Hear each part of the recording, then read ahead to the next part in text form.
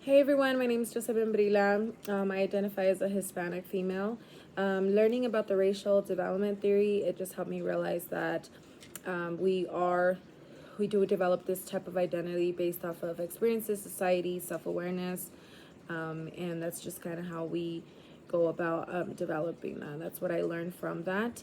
Also, the way that I was, informed about my identity as growing up, just, my family in general telling me we're Hispanic, we're Latinas, and they made it sure that we followed all the Hispanic traditions, like the foods, tamales, menudo, pozole, that kind of stuff.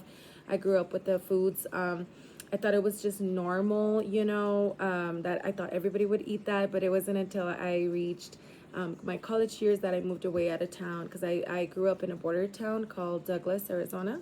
And I am in a border town with Mexico. So I knew right away that I can go to a different country and like a lot of Hispanics, Spanish speaking would live over there. But oddly enough, I grew up with both cultures, American and Hispanic. I think it's that border town feeling, so my family was Spanish speaking. I was, English was my second language. When I was in second grade is when I started learning about that. Started first and second grade is when I started learning English. A lot of times I feel like I didn't know that I was Sonoran as well, which is the part of Mexico. And even, I was born and raised here in the U.S., and my father was too, but my mom was from Sonora. So she came here undocumented. I grew up with, seeing all these immigration issues to this day within my family. So I knew that that was just a thing.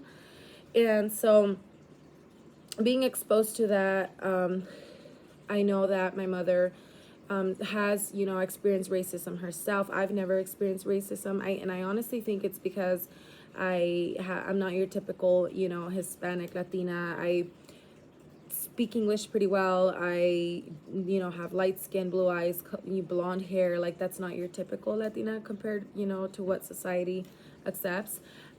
So people always come up to me and they ask me, they just try to talk to me in English, and I'm like, hey, I speak Spanish too. And then they get like in shock, or they always ask me, where are you from? I guess because they tell me I have an accent. That's what I've experienced. I don't really consider that discrimination or racism, but my mother has, and because she came here undocumented, she doesn't speak English and stuff, and like I know that that's been a huge struggle with her. I've seen the way that she has struggled with that. People have just been mean and not want to help her with things, and so I've had to be an advocate for her for a very long time. I did see a lot of my previous patients when I was in the field experience even racism with their religion. Like, this is like a Hispanic dominant community, so you hardly see any white people, any black people, any Indians, American Indian, Chinese. Like, it is not a diverse population here. So I feel like when we do have somebody that comes and lives here, it's like seen like, who is that, So I have seen other people experience that. Um, I want to say that the Erickson stages of it development. I was exposed to my culture a lot in my young adulthood when I moved away for college. I think that's when I really realized that what really truly where I came from, because I met people from all over the world. I had, exposure to different cultures, and I think that that's what helped me identify myself a lot more. Like, okay, this is who I am. I started to realize the people that I was surrounding myself with, and most of them were Hispanics, and I knew that that was just part of my culture. We like to be closed. We like to hang out with our people, but I also had a lot of fun experiences and a lot of educational experiences with other cultures because of just the way my college was. Um, and with Erickson's development stages, I think that when people experience racism in their teen years, like adolescents, I think that's when they get affected the most, because that's when we're trying to develop our sense of identity. We're trying to develop who we are. We're pretty self-conscious about everything. Everything is embarrassing at that time. So I think if you experience racism at that time, it's kind of hard to move past that in later on in your lifetime. So I think that's when people get affected with the most.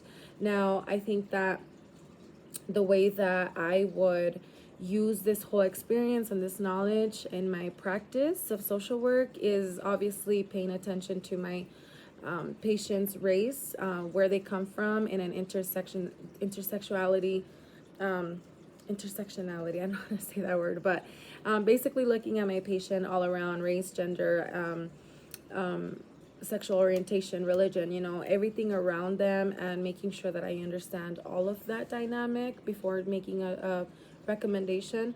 Also, educating my client on their own race and their own identity and how this is developed, kind of the way we're being educated on.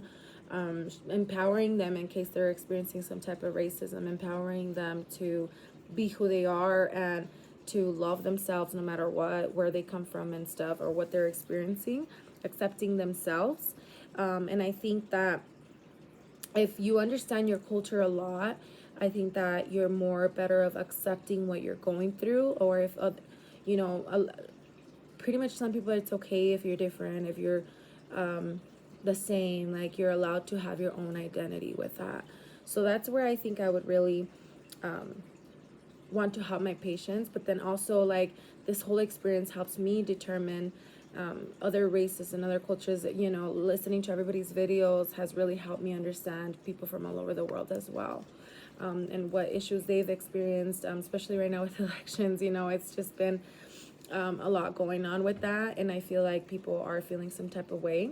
So learning about all of that and learning how people feel and what they're experiencing is only going to educate me more and be a better social worker. But that's about it. Thank you so much.